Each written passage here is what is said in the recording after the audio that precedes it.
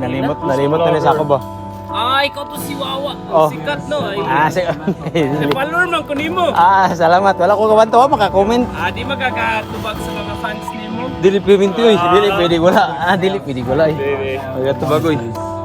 Ang pangwakas na kabanata, Harmonic Center. Noong sinimulan namin ang paglalakbay na ito noong 2012, isang astronomical phenomenon ang naayon sa aming pagpupugay sa ilog.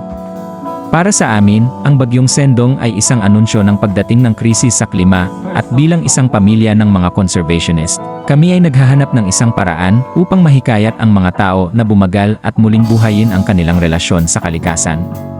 Ang ritual na ito sa ilog ay isang tawag sa mga taong katulad ng pag-isip, isang gusali ng isang komunidad na nakasentro sa ekolohiya, nakadamit sa musika at sining. Hindi namin naisip sa aming mga wildest na panaginip na ito ay mag-evolve sa kung ano ito. Tulad ng harmonic center ng gitara, ang ika-12 fret, ang ika-12 na edisyon ng ating pagdiriwang, sa ika-11 at ika-12 ng Abril, sa ilalim ng kabilugan ng buwan, isasara natin ang kabanatang ito. Matatag ang aming komunidad, at nais naming ipagpatuloy ang aming paglalakbay ng sama-sama sa kabila ng musikalaway.